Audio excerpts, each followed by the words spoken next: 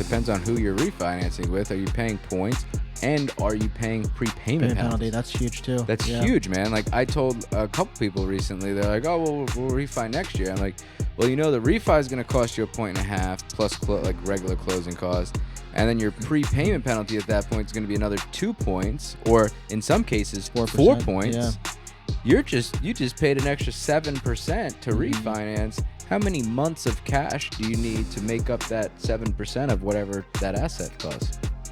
Welcome to the Everyday Millionaire Show with Ryan Greenberg and Nick Kalpis.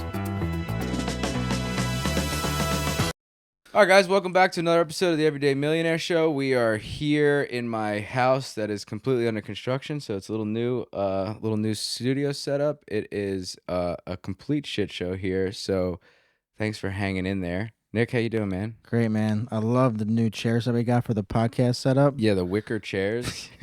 They come from my sunroom. Yeah. They're from Italy.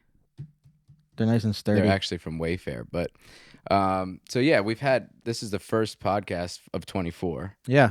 So we got to close. Happy New Year. Happy New Year. We got to close a little that late out. on that. We had a lot of pods that were like in the bank for a while, so we like fell off for a couple weeks. So we got to get back on that weekly grind. But Get back to it. I thought today was a good one to just do since my house is in shambles, not having a guest here and us catching up about kind of how we finished 24 and or 23 and how we're starting 24. One of the things, dude, these events have been pretty cool. And I was thinking about that, like how we started those events at Riptide. We had a couple events there. That was a small space and we kind of just outgrew it. And like, that's pretty exciting to like outgrow the space.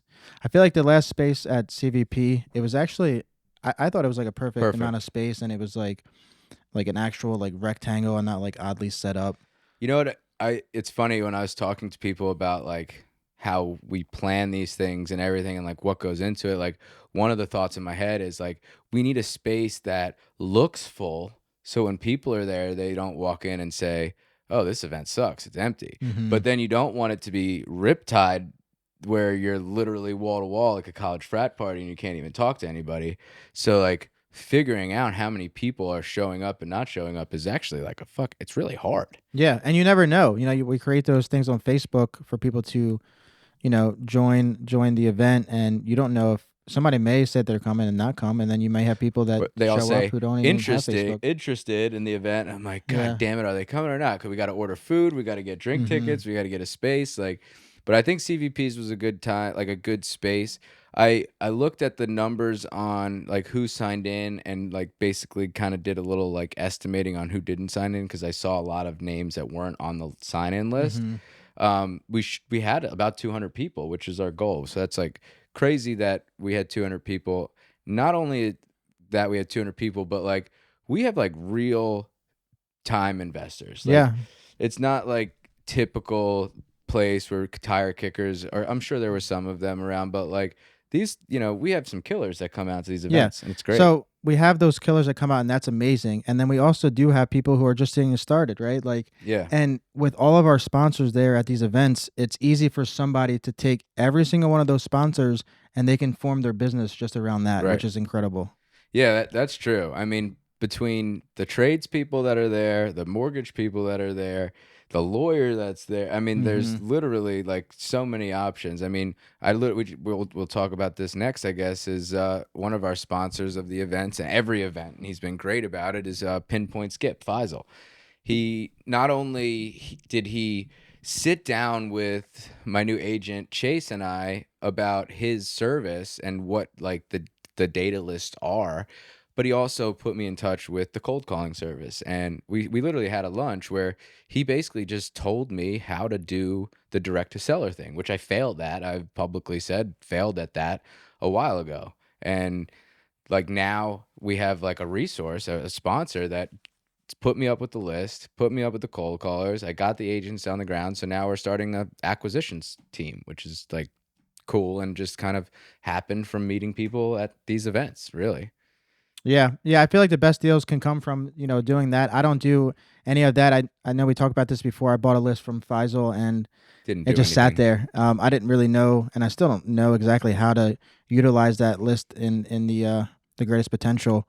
but maybe once Yeah. you start doing it, you can teach me a thing or two. So I'll be fully transparent. I don't fucking know either, but we're gonna figure it out. And basically, like for anybody that's listening, like I'll just be fully transparent with the numbers too, just so you can know.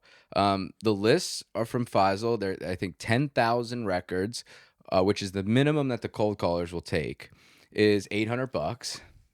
So we do that per month. We get 10,000 records, and then we have additional records coming from other sources. Like Diana, the lawyer, she Mm-hmm. had like 38,000 records from in her CRM, and then you basically send it off to these cold calling services, and it's $300 a week, and they call. I think they said 5,000 a week, I believe, and you have to provide them with this, as many leads as they can call, and then they enter into our CRM here, like in our office, where the agents on our team, we have two agents now that are specifically just going after those leads, and Mm-hmm. they're investor-based agents.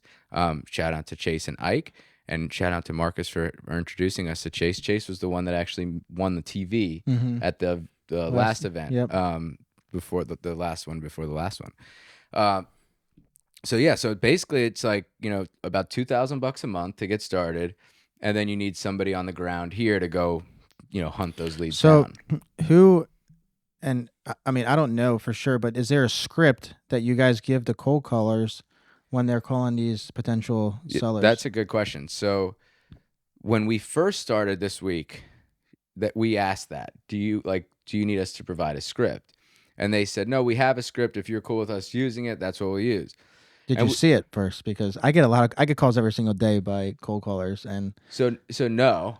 And then what we did was Chase has been, I mean, this is now Chase is going to be, he's transitioning out of the Air Force and into this full time. So this is what he's doing. So he's Mhm. dedicating time, effort, and he's going to basically, um, he's working for commission, right? So like he's going to essentially get the lead, call the lead, contact it, and see it through to the finish and sell it to some investor somewhere. Yeah. So like, take a step back. I would want to see the script that the cold callers are using, because, like I said, Oh, that's what we were talking about. every day when I get a call, it's like more So than half of the people that call me, they don't know how to talk to a potential seller. so I don't know the name of the person, but I know that it's somebody that basically like trains wholesalers, and he has like a coaching program. Daniel uses him. I've seen them post like pictures of him. But basically he has a script, and Chase like bought it essentially, Gotcha. and then sent it to The the cold cold callers. callers. Yeah. So he's handling that. So that's where I went on a tangent, but that's where I was going with that, is that he's basically handling that. He's researching the script. The guys that he's getting it from are apparently, really good at this. And I'm just like, at this point, just saying, let's see what it can do. Like Mm-hmm. it's at the worst, like I said, at the worst case, we wasted a bunch of time and $24,000 this year. Like if I don't make up $24,000 this year in that venture, then I'll just throw it away and not do it again. But I just figured all these wholesalers, I mean, dude, the last couple flips, not, I'm not going to say at numbers, but like it was well over $60,000 on the last three houses that I bought in assignment fees. Mm-hmm. Like that $60,000 is 3 years of operating this cold calling service. So for me, it was like a no brainer. Like, why Yeah. not give it a try? Then the other thing that I'm trying to teach the two agents is like, get on these auction sites and just let's start getting in these auction properties, bidding on them, setting prices. Man, that's my sweet spot. He's trying to dig in on I'm me. trying to dig in. So basically what we started doing was like, we find a house. I have a calculator on Excel. We figure out what we think it would be worth for us to buy, both for, a flipper, for a rent, or for a retail person, whatever. Enter it into this calculator. The calculator basically tells you which model is best, and then we make a bid up to that number. Mm-hmm. Unfortunately, recently, we've had like the prices of these things are insane. And the one in so there's one in Parkville that just sold on auction, and I had max bid at one. I'd have to ask Chase, but I think it was 135. What auction? It was Alex Cooper. Alex Cooper. I believe it was Alex Cooper. It was either, yeah, I think it was Alex Cooper. It was A house in Parkville, I was like, 135 is all I like, because it's at least 150,000. It's a single family home, needs all new siding, new roof, Mhm. the whole nine. I was like, at least 150,000 reno. And like the ARV was like mid threes. So I'm like, okay, so like maybe I'll pull like, a $50,000 gross margin, which is like that's like my bare minimum that I want to do on a flip if I'm gonna invest or sell this to another investor and try to make a margin on the construction. There's no meat on the Mhm. bones. Dude, the next freaking day, it felt like maybe it was the next couple days or week, I saw that same property on Maryland Investor Network for 249 as it sits. Wow. Literally the same. I think they pulled the freaking pictures from Alex Cooper. But did it sell on Alex I don't Cooper? know. It's sold on Alex Okay. Cooper, and I don't even know, but it was way over what I Mhm. wanted. And then it resold, or I don't know if I can't say that it's sold yet, but it was relisted on the Maryland Investor Network for 249, Hmm. which is literally over $100,000. That was my break Max. even Yeah. point, and I'm the one doing the construction. Mhm. And I was like, how are people making these numbers work? I just have no idea. So I haven't had any luck in the auctions, and I'm trying to focus this year a lot on flips because Mhm. we've been having better flips than cash flow Yeah. on new acquisitions anyway. I found the best way to have luck at auctions is to, if you see a property on any of the auction websites that are local, to call them, call the auctioneers. I have relationships with, all three of the major auction companies in Baltimore area and surrounding areas, and Mhm. just, call them. If you see a deal that you like, call them and immediately, well, first ask if if the seller's willing to accept the pre-auction offer, and if they are, then, start negotiating at that point. Because a lot of times you get buyers who are just, just happy to press the button as the bid's going up Right, and up right, and up. right. That's actually a good idea. Mhm. I haven't done that like strategy, but I've called them and been like, "What is it going to take?" But I never actually made an offer. I was just like, "What is it Mhm. going to take to get it down?" And they're like, They can't. Yeah, a they lot of times they can't disclose, they can't the say. reserve, but So I was like, "Okay, well, we'll just I guess take our luck at the auction." But that's a good idea. Do you ever do in-person auctions? yeah, Yeah. yeah. So I mean, there's a handful, and some of them, this year where I didn't plan on going to the in person. I just planned on seeing the property, and then like I got there like an hour before, and like the auctioneer's already there, and they're like, "Yeah, just stay into the auction." It was like a really cold day, and I'm like, "Man, I don't really want to stand outside the whole time, but I guess if you guys want me to stay, I'll stay." I didn't end up winning that auction, but yeah, there's situations like that. If um so because sometimes it's just in person and sometimes in person and online. So if it's just in person and I'm interested, I have to be there. But if it's online also, then most of the time I'll just bid like Mhm. not there. I'll just see the property beforehand. Sometimes if it's occupied, I may not see it and still bid on it. But Yeah, I mean, I'm sure, everybody that's listening knows like right now the hardest thing to find is a good deal. Like a hmm really good deal, whether it's a cash flowing rental that's truly cash flowing at the current rate or a deal that a retail buyer didn't buy up for more, like a flip that you thought was a flip that a retail buyer is buying with a 203K. Like it's really hard to make some of these deals make sense. So, no offense to all the wholesalers out there, but my goal is to just cut them out. And I looked at it as like, hey, if I lose $24,000 on this, that was literally just one assignment fee this hmm year, like that I got charged from those people that are literally doing the same exact thing that I'm just paying $2,000 a month for. yeah, I mean, if you have the time and the people in place to build it, why not? I guess the benefit of having wholesalers out there doing is that it kind of like eliminates the hassle of investors to do that and create a separate business. But if it's something that is going to work, then you might as well just try it out. I figured if I can't take it down, I have a very small buyers list that are our clients. They're not hmm like it's not like a buyers list like I've told everybody to drop their email on my comment. It's a small list of people that are real buyers, and so if I can't take it down, one of them will, and then if they can't, somebody is going to buy it on the the MLS or the Maryland Investor Network or somewhere. I'll be able Yeah. to get rid of it somewhere. And I like we were talking before is when I think the biggest thing in sales in general is just getting in front of people and like showing them your value or what you have to offer. And I feel like, we partnered with DK Law and Diana Khan. We're under her brokerage. We're the PE home group of Lux Realty now, where she has a title company in house. Like we're gonna partner up on all those things. Like people call her with property management issues, like, oh, well, now she can refer me property management. Like Mm-hmm. there's all these different, avenues that we can go now that we teamed up with, just getting in front of people and selling them whatever service that we have to offer. So that's why I started this cold calling thing. Yeah. So I know you say you want to do more flips this year.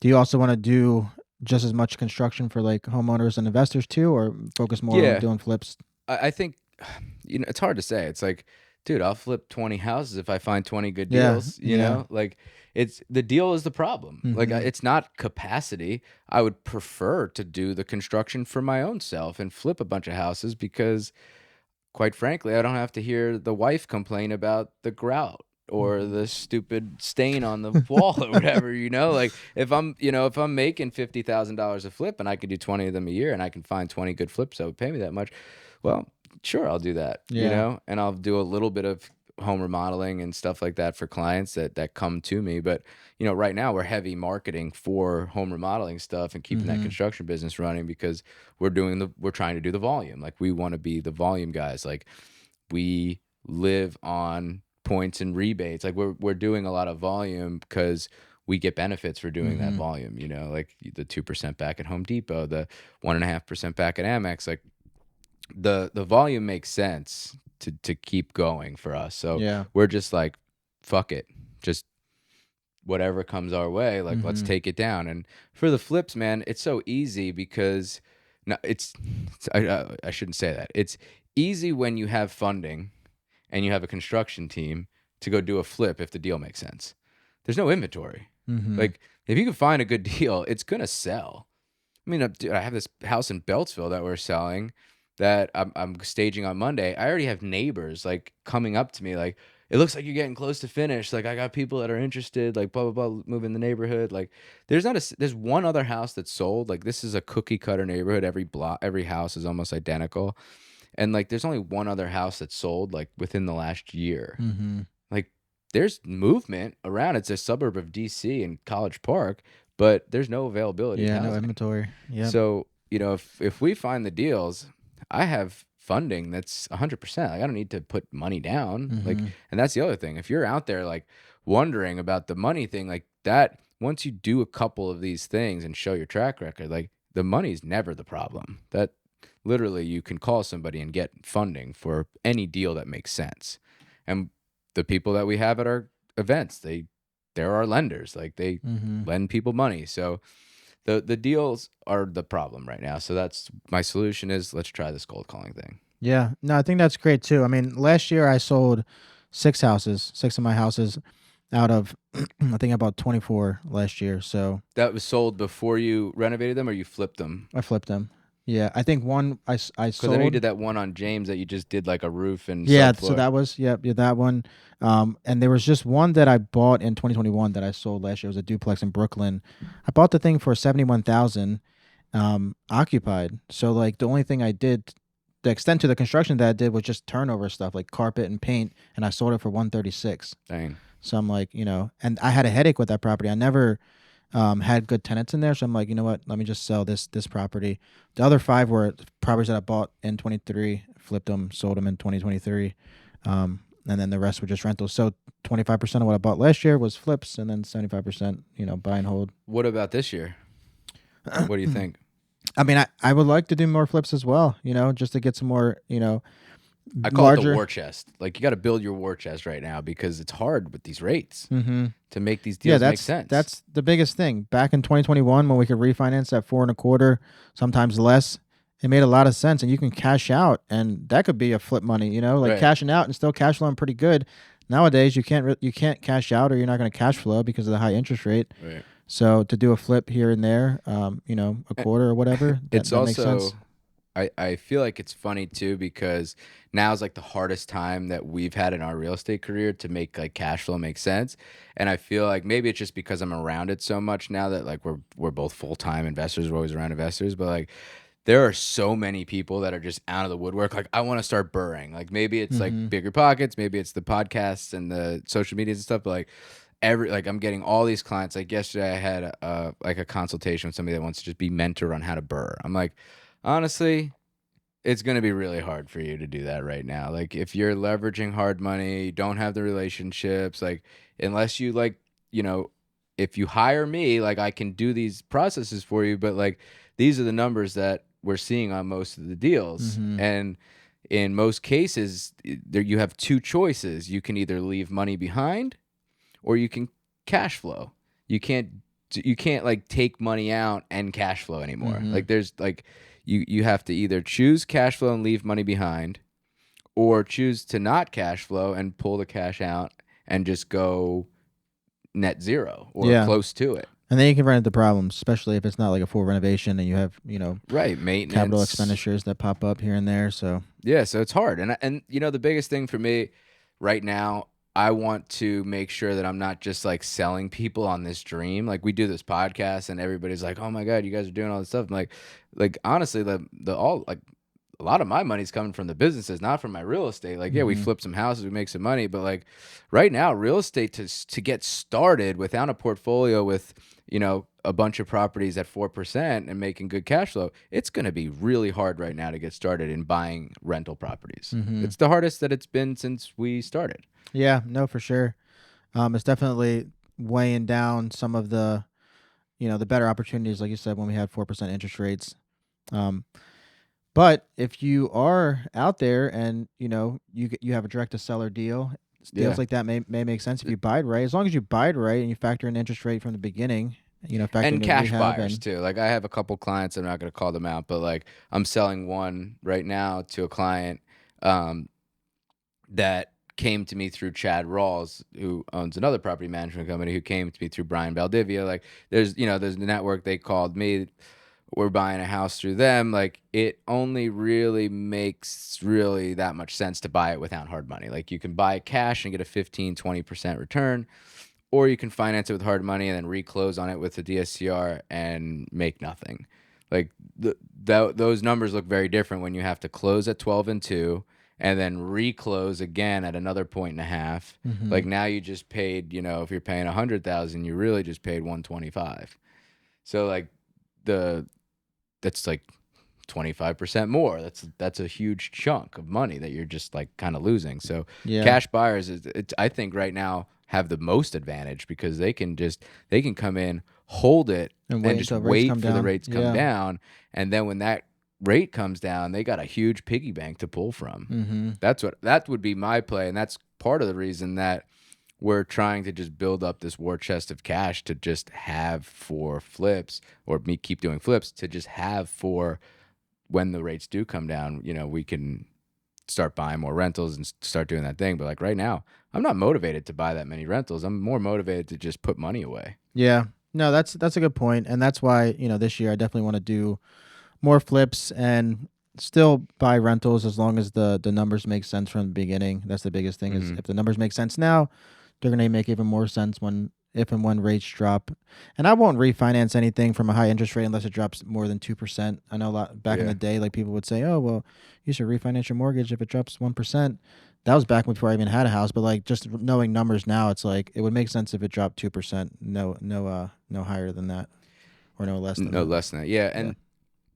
Yeah. And the other thing is like depends on who you're refinancing with. Are you paying points and are you paying prepayment Payment penalty, penalties? that's huge too. That's Yeah. huge, man. Like I told a couple people recently, they're like, "Oh, well, we'll refi next year." I'm like, "Well, you know, the refi is going to cost you a point and a half plus like regular closing costs, and then your prepayment penalty at that point is going to be another 2 points, or in some cases, 4 4%. Yeah. points.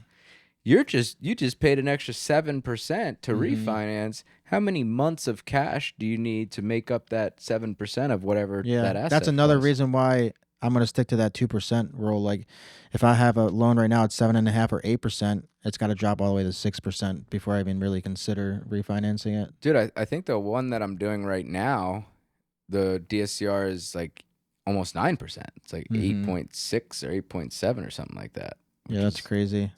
a lot. And that one, luckily, I bought right. We got a really good deal on it. We paid mostly cash and like we didn't have any hard money on it. So that was a good deal. And now I'm pulling out cash and still cash flowing, but not that we're not cash flowing like a true net 500 like I usually would like Hmm. to. But we're just like at that point, we're just like, you know, it's piggy bank money that's non-taxable because it's a loan. So we're like, we'll just put it away and we'll figure it out later. Yeah. But I don't know. Like, I think right now the market's showing that there needs to be more people selling houses, moving around, and then maybe the price will start coming down a little bit. But I don't think there's just any inventory right now. So we're trying to Yeah. create some. That is true. And with it being an election year, hopefully interest rates come down, Yeah. towards the middle or end of the year. Who knows? But hopefully they do come down some. Yeah, I mean, I guess, I don't like to be like super political, but I feel like, during election years, they typically do come down because whatever president on whatever side is like, hey, I want to make the economy look really good Mm-hmm. because I want you guys to keep me. That, obviously is going to come into play. But I also don't want to let that like dupe me into making stupid decisions Oh that, yeah, yeah, yeah. because then in You never 20, know what's really gonna you could happen, get but into a project. Some of these projects we do, they take 6 months. They're a big project. They take 6 months, and the election happens, and then we're actually refinancing in 25, and the new president or the current president's like, okay, now like jack them back up. We got inflation again. Like that to me, you definitely could get duped into, the kind of, oh, we're gonna lower rates, but it's just to get through this election. Like, I don't know how that machine works, but it's way above my pay grade. yeah.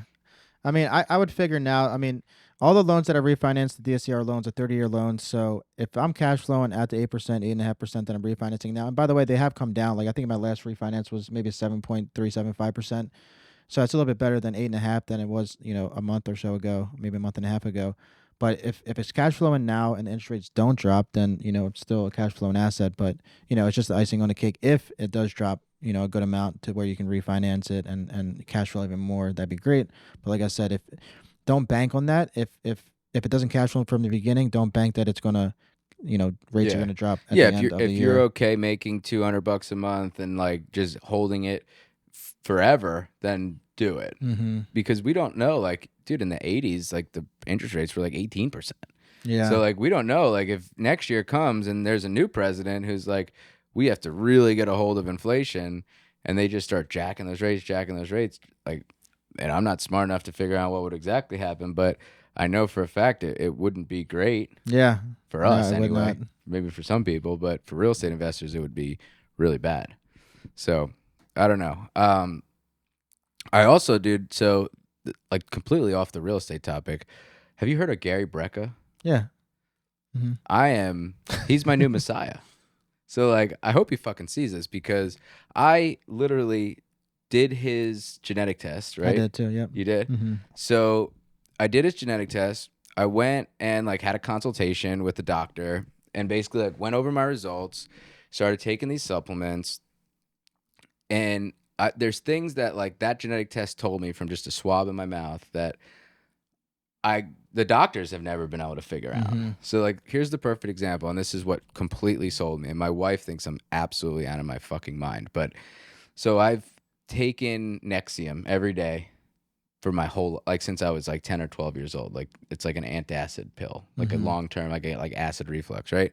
So I take this DNA test, and it's his program and thing. It's not cheap, but it's worth it. And it told me all these problems that I was having. One of them was like lower gut issues, which has been like, and then acid reflux.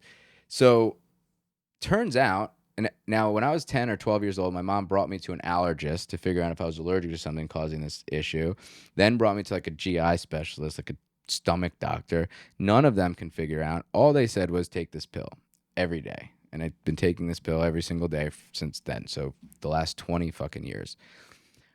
That DNA test said that I'm resistant to, or my body doesn't secrete the chemical or something to break down folic acid.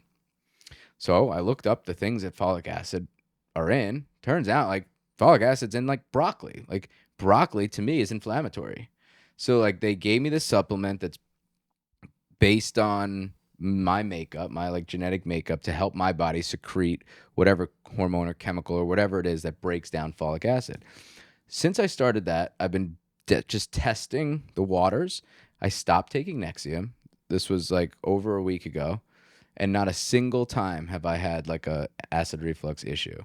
Like, not to get like too personal on the pod, but like, dude, I'm telling you, like, it completely changed my life. So like now that I've started paying for it, I went to the private doctor. He basically like, got on like what he told me to do, like a protocol, and completely cut out alcohol right now. Like I'm not saying I'm not drinking ever again, but like I haven't had a sip of alcohol since I started.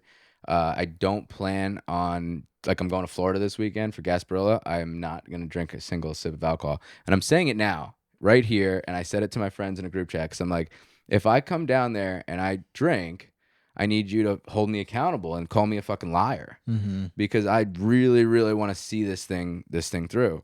I've lost 6 pounds, dude. So I've been prescribed Adderall. I've cut that in half. I haven't been taking it. The last 3 days, I haven't taken a single Adderall. I've felt clearer than ever, and I'm like basically a fucking superhuman now. Yeah, that's what he calls it. I think superhuman protocol. How did you come across Gary? Just like, he just did a really good job of putting himself out there. Actually, the video that got me was the Dana White video. I don't know if you've seen that. Dana White like came out and was like, did the Dana White thing. He's like, you know me, I'm no bullshit. I did this. These are my numbers. I was gonna die. I had all this inflammation, this problem, that problem, this problem, and he started doing this thing, like this protocol. So like, I'm in the gym now 2 hours every day. I'm doing cold showers. I'm doing steam room. I'm doing an hour and a half of lifting and cardio. And like, I literally haven't felt like this since I was like playing sports when I was 18, 20 years old. So, you know Gary's background, he used to work for an insurance company, and he used to telling people when they were going to die. Well, you used to tell the insurance company, right. That way they know what kind of policy they can write for them. And Isn't he would get it down to like, within a couple months. Isn't that so fucked up though? Yeah. That's like a thing. So that got me in the rabbit hole. I had to drive my boat down to Florida, so I had a lot of hours to listen to podcasts. So that's when I actually like dug deep into this thing, because I had like 30 hours in my car. My dad was with me, and he's like, "What the fuck are you listening to? Like, you sick fucking guy." And I'm like, this is real shit. Like, the insurance companies, and I don't want to, like, I'm not going to say this is exactly it. So disclaimer, I'm not that smart. I don't remember everything. But like, if you go into a CVS and you say you don't have health insurance, they'll sell you a pill for, let's say, $2 per pill, like an antibiotic or something, right? So let's say it's, 30 pills, $2, they charge you $60. Boom, you're out the door. If you go in there and tell them that you have insurance, legally, they cannot sell you that drug at that price. They have to sell it to you at the insurance price, which is $300. So the insurance company pays $300, some to CVS, and then some to this intermediary company. And there's a great Joe Rogan podcast about it, and I don't know the guy's name, but I'll have to look it up, and maybe Marcus can like throw his name above us and the link or something in the thing. But basically, he was saying that like, and he makes drugs for pharmacists. Like he's like a compoundist. Like, he makes drugs and sells them to these, pharmacies. The intermediary company might be taking like 20% from all of the transactions. So we got CVS taking some money, the insurance company taking some money, and then this intermediary company taking this money. And then it turns out that the intermediary company, it's like, Joe Biden, is like a conglomerate of like the pharmaceutical companies and insurance companies together. Wow. So they're just like, it's like robbing Peter to pay Paul kind of thing. They're just taking money, moving it from here, and then moving it to here, and then there's a couple people getting really rich about it. Then the thing that really stuck with me, and after spending as much money as I spent doing these private tests and all that stuff, the insurance world basically works like, as a primary care doctor, you have an average of 6 minutes per client, per patient, to see them. And what they do typically, and it's not the doctor's fault, because they're really like pressed by the people that pay them, is you go into the doctor and you say, this is the problem I'm having. And then they say, okay, this drug is what will help you, right? Like, okay, I'm not focusing. Okay, here's Adderall. It's that easy. And they write you the script, and you go to CVS and you pay your $5 copay or $20 copay, and you don't think anything of it. Well, they're incentivized to just get you the hell out of that room and get you whatever mask that masks that symptom.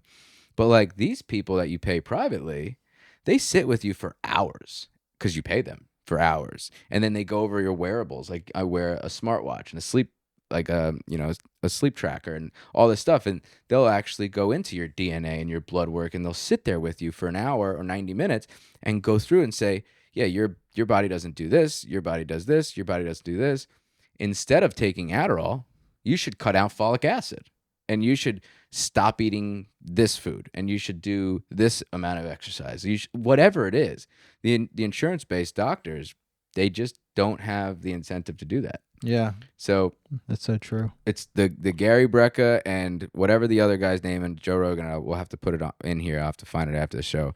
But I've been like addicted to that stuff, man. And I have like an addictive personality to begin with, and that's I think why I've done well in business, because I just like don't stop working. But that has really like changed the way I thought about like the whole healthcare system and everything. And like it sucks that it's not accessible to everybody, but it's a real thing. And like you look at these people, dude, like you look at Grant Cardone 10 years ago now, he literally looks younger now. Mm-hmm.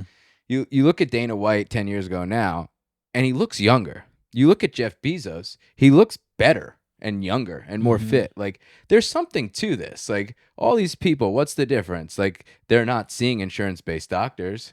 They're seeing people that are taking time because they're Dana White and whoever else, Jeff Bezos, and they're getting to the root cause of whatever it is, and they're prescribing them things. I'm sure they're on, hormone treatments and all that stuff, but a lot of that stuff is really stigmatized by the insurance companies because there's not enough profit margin. And I'm a fucking idiot, really. Like I went to school to be a gym teacher, so I don't really know about this stuff. I'm just regurgitating what I hear on other podcasts. But I will say that I am a living proof right now that like the Gary Brecka way has changed the way like that my body feels. Yeah, and that's true. He definitely is the real deal. Yeah. I truly believe in him so much so that I go to the gym with a bunch of like middle-aged guys in the morning. And I was talking about it, and obviously not all of them are like privy to like reels and podcasts and stuff like that. And they kind of joke with me, and I told them, I'm like, I'm not drinking, I'm not doing that, blah, blah, blah. And they were all kind of like hating a little bit. And then I started getting texts. I got a text today after the gym. Hey, can you send me that guy's information? Mm-hmm. I want to check it out. And I'm like, yeah, here you go. And here's the video of Dana White talking about him too. And I'm like, dude, I'm a salesman for Gary Brecka, and he doesn't even know me. I ran into Nick Diaz in Vegas one time. I was playing roulette, and he was like right behind me. And I turned to him, and I started having a conversation with him. And I was at the 10X Growth Conference, and Gary Brecka was there. He spoke on stage. That's how I know about most of the stuff that you mentioned. And Nick's like, yeah, how can you connect me? Like he was really interested in like getting connected with Gary. So like I sent Gary like a message. I don't know if he didn't respond to it. I don't even know if he saw it or not. But I was like, I took a picture of me and Nick, and I sent it to Gary. I was like, hey, can you reach out to my boy Nick and help him out with this stuff that you're talking about? Dude, it's real. And I think a big part of it for me is I'm holding myself accountable for the actions because I'm paying to play. It's like the thing. Like if you don't have any value in it, you're not going to treat it as if it's valuable. Mm-hmm. And I think the pay to play model, unfortunately, not available to all, but whoever can do that, I think it's worth a shot. Because, and then somebody said, at the gym today, well, why would you spend that much money when you can like go to GNC or do this? And I'm like, people will spend $2,000 on a car payment to have a nice truck. They'll spend $4,000 on their mortgage, $10,000 of their mortgage. They'll buy, a second vehicle. They'll do this. But like the second somebody says they're spending like a couple grand a month on their body, you're like, oh, that's weird. Mm-hmm. Like, why don't you let the insurance take care of it? Well, like the insurance doesn't really want to take care of it. Yeah, and they don't do any. And they don't well do for anything. you. Yeah. They just give you drugs to do it. And like, so just holding yourself accountable, doing this stuff, and really just seeing it through. And I'm like right now. So I was at 212. I'm at 206 right now. So this is what is it? The 24th. 24th. Yep. So in the last like 7 or 8 days, I've lost like 6 pounds, and my goal is 185, which is like a little lofty, I think, but I think it's like basically when I talked to the doctors, they were like, with like your current muscle, your current fat, your current this, like 190, 185, 190 is like where you should be. Mm-hmm. And I'm like, okay, well, I think like that should be the goal then. Let's fucking see what I can do. Yeah. So we'll come back in a couple months, see what I've done. She ran So at 185. so what did it tell you? Did you do like did you have any breaks in those jeans? Yeah, so I had that report. So I did it at the 10X Growth Conference. I did the swab there, Okay. and you put in like the little tube, and they send it to the lab, and then you get the reports back in the Mm-hmm. mail. You got the reports back, and then you can order the supplements that you need that puts back whatever in your body that is Right. missing. So that's, I didn't. I have to reorder. I haven't reordered it more than once. But I have to get back on that because once you get to a certain point, and a lot of people just work, work, work. They don't really pay too much attention to their body, but that's kind of like the most important thing. You want to be healthy Yeah. and you want to live a long life. Dude, it starts and I had a conversation today with an employee that, is having some issues at work. And, basically I was like life coaching, saying like, let's get down to the root cause of, what's going on here. And that piece, that physical piece of like treating your body well, eating, not being a drunk, not like abusing food. Like it's a fuel for your body. It's not like a crutch. Mm-hmm. And then going to the gym and getting your cardio, doing all that stuff, like it's a grind. It's like a dedication to do. But if you do that, it will bleed. That success will bleed into every other part of your life. Like you'll start doing better at work. If you're going to school, you'll start doing better at school. Like there's no doubt, there's no science that needs to tell me that if I stop drinking on Saturdays and stop drinking casually beers at dinner, that I'm not going to lose some weight. I'm like, that's impossible, right? Like Mm-hmm. I just have to hold myself accountable and just say, you can't fucking do that. Like, you just can't do that. And I told him, I was like, sometimes I literally am at the gym, I'm on the treadmill running, and I hate running, but it's like the fastest way to get good cardio, like Mm-hmm. good, like solid, like spiked cardio. And I'm literally just staring at myself in the mirror running, calling myself a fat fuck and like keep going, keep going. Like that's literally what I do to stay motivated. It's like 6 o'clock in the morning and I'm just like, fuck, this sucks. This sucks. But like Mm-hmm. I got 7 more minutes. I got like this many more minutes and like I'm a pussy if I don't do this. And it works, man. Yeah. It works. And I'm trying to get ahead of it because we're doing this addition. We're about to start probably having kids soon and like the last thing I want to be doing is dying on my kids and not being able to go run around outside with them, you know? Yeah, that's very important. I mean, luckily, like we're entrepreneurs and we have created our own businesses, but a lot of people out there that when they're just working 9 to 5 and during that same routine, a lot of them just get sucked into it to where they Yeah. don't focus on their health, and that can be Well, the one thing that bad I for the did long say, term. like, even if you're a 9 to 5er and you're like, it's too early to go before work. Well, then ask yourself, like, what time did you go to bed? Like, did you have an hour at night that you were just watching some dumb fucking TV show? Because if you did, then you should just take that hour in the morning and Mm-hmm. go to sleep earlier and go to the gym and take care of yourself. Like, it doesn't take a rich person to go to the gym or even not go to the gym and get exercise. Like, dude, there's like videos on Instagram of people like putting goddamn sand in a bucket and like carrying it around, you know? Yeah. Like, literally, there's Mm-hmm. that. Like, you can go get a Home Depot bucket and a stick and do curls. Like, there's all these things that you can do to work out. You just have to do it, whether Yeah. it's going to walk outside, running, You can whatever. get like one of those foldable treadmills and put it right in your house to where you can fold it up and move it around, get it out of the way when you're not using it. And you can watch like a 30-minute show Yeah, and say, "Look, I'm not going to get off this treadmill until the show's over." yeah. And you'll be enjoying the show at the same time, so that could give you a little bit of motivation to stay on that treadmill. That like the guy Tay Sweat said on our show a couple weeks ago. Like he was like, I just walk a lot.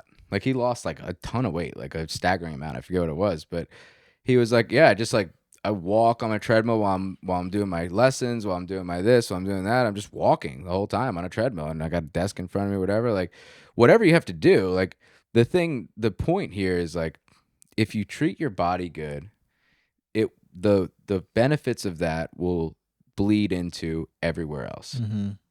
If you treat your body like shit, you're going to perform like shit. Like if you think these pro athletes are out there just like smashing beers and pizza every night, like you're insane. Like they have literal team doctors and protocol people that like put diets on them. They have like chefs. They have people like that is where you got to be. And if you don't have NFL money, then you got to just do it yourself, and you can. Mm-hmm.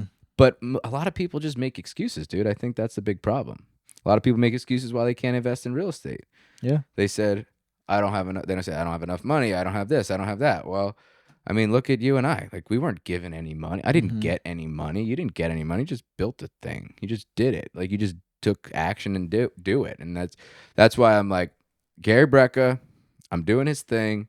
I'm staying on it. Like, and I will like casually drink, and I will but I'm trying to be like the 90% rule. Like Mm-hmm. 90% good, like 10% I can fuck around a little bit. But for right now, I'm like beta testing like different medicines and stuff. So I just want to be like cold turkey. Yeah.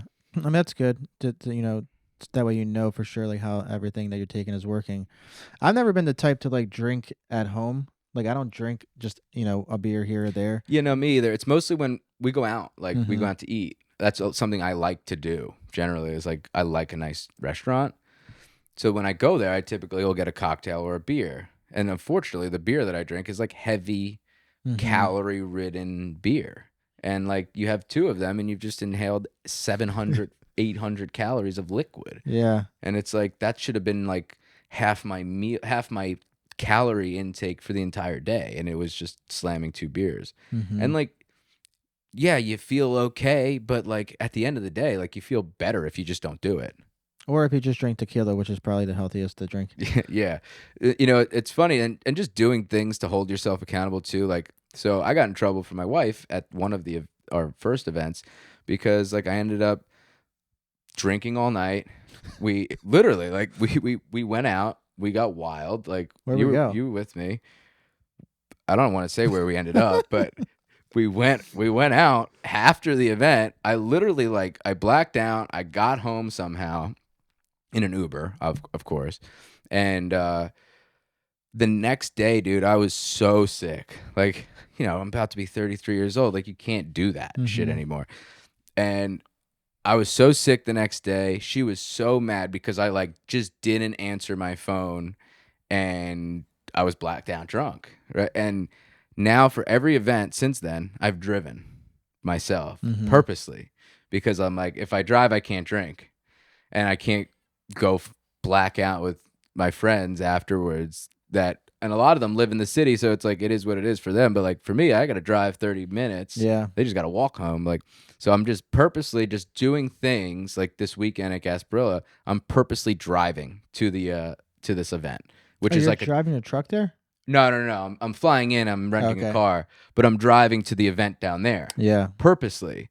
So then I'm like the DD and I Mm-hmm. can't drink. And then that's like just another stupid thing that I tricked myself into That's good doing. though. Yeah. And I think that's like part of like the self-talk that you got to do with everything in your life. Like, how can I get better in business? Well, this is what I got to do first. This is what I got to do second. Like, how can I hold myself accountable? I know for a fact that if I get in an Uber with all my friends and we're going to some pirate festival and they're throwing booze all around, it's going to be really, really tough to I think it's say gonna be tough no. for you to be there, even if you do drive to not drink.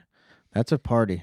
Yeah, no, dude, it's going to be hard. But what I decided is, so my boat's down there right now too. Mm-hmm. So I'm flying and I'm fishing every day, and basically my thought process is, and this is so stupid, but like I'm going to go fishing early, really early every day, and then just be too tired to get fucked up at night. Mm-hmm. Done.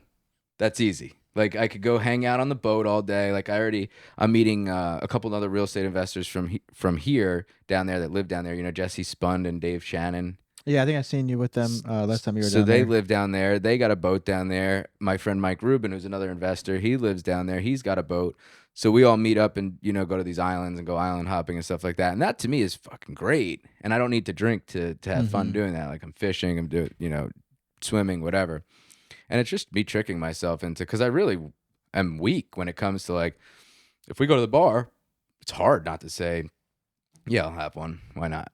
And that is something that I guess people that like have addiction issues that it got to a point where they had to like stop.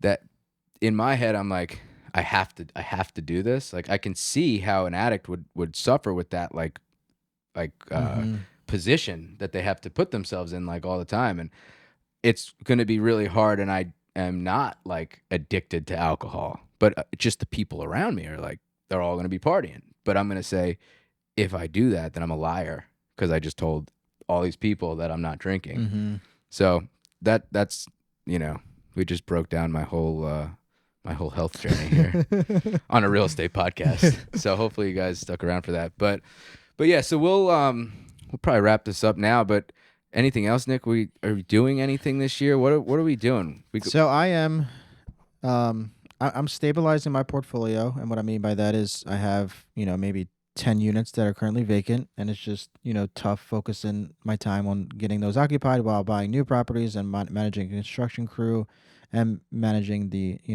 existing rental properties. So I'm gonna try to focus in on that. I'll probably still end up buying the same amount that I always do, over the past couple of years, but then maybe try to focus on more flipping, flipping more properties, and figure out a way to get tenant placement done faster.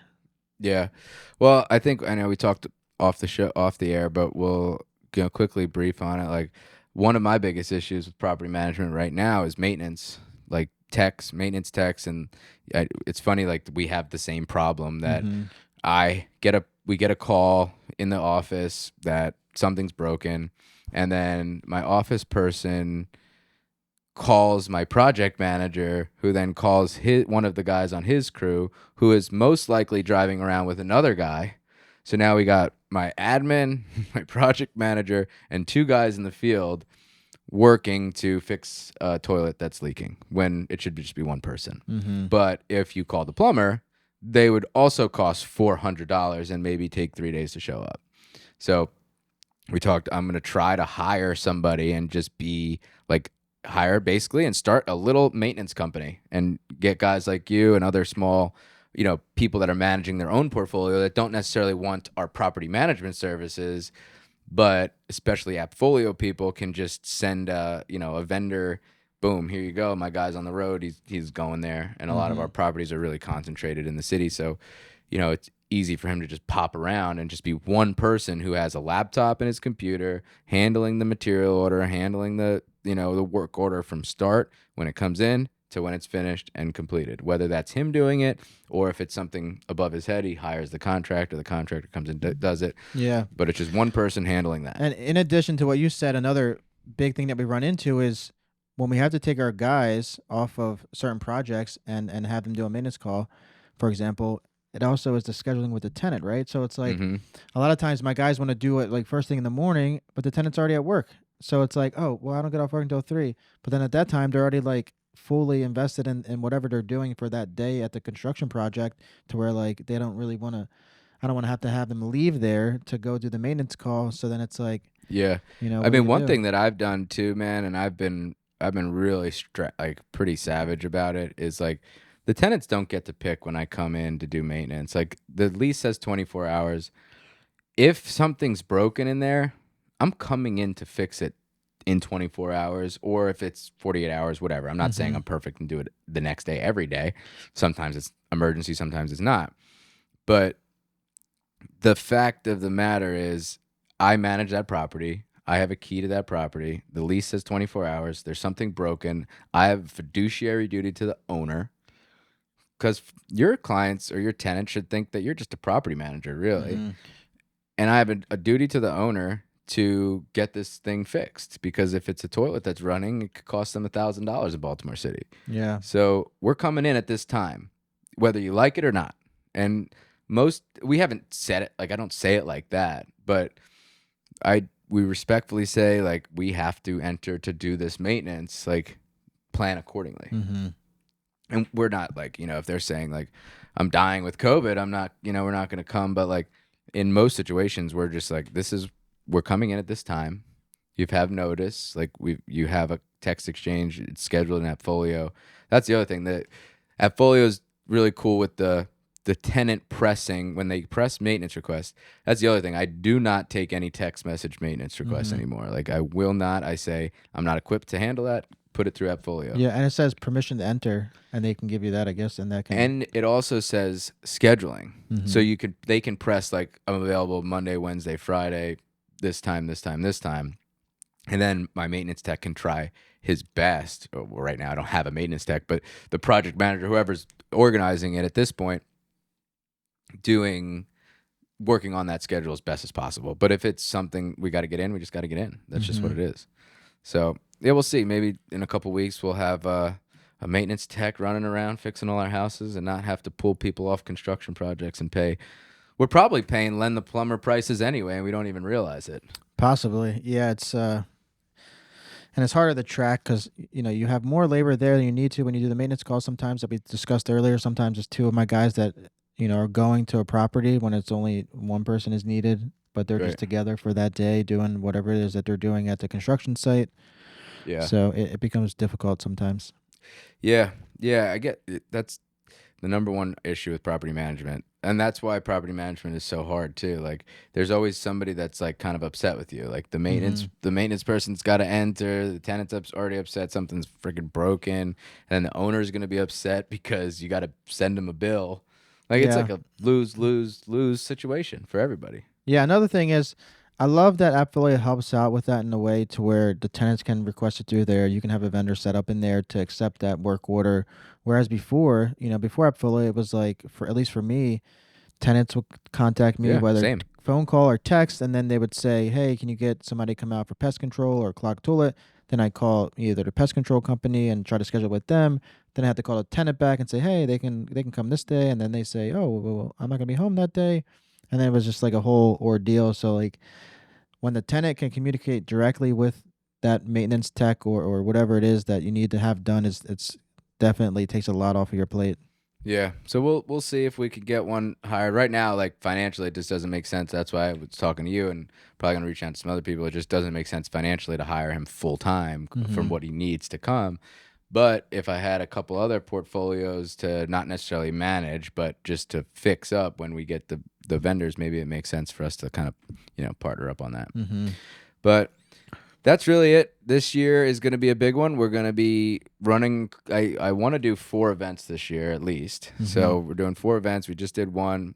Another huge success. Thank you to our sponsors. To name a few, we had DK Law, Trias Lending, Temple View Lending, Empower Solutions, Pinpoint Skip. Who am I missing? Current Cabinetry. Amy Breeden with Studio A Staging, Mr. Lister.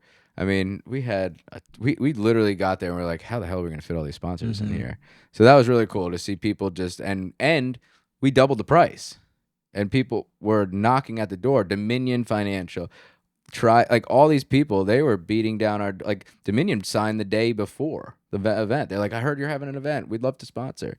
Like, that shows that we have some value at these events. So that's cool. That's cool. Thank you. Like if you're listening and you were there and you supported it, that was fantastic. And the CVPs people were really happy this time. We had a great event at High Tops, and then unfortunately some idiot that told them that he was at our event at like 12 o'clock at night when our event ended at 9, got kicked down to the bar, and then they said we can't come back. And I was like, we spent like thousands and thousands of dollars and we can't come back. And like, yeah, now you guys can never come back. Yeah. I'm like, okay, well, let's bring it elsewhere. Our business elsewhere. Yeah. So, all right, everybody, make sure you are subscribed, like the podcast on Instagram, Facebook, YouTube. We're all over. 2024 is going to be a big year. Make sure you set your goals and get to work. All right. Thanks for tuning in.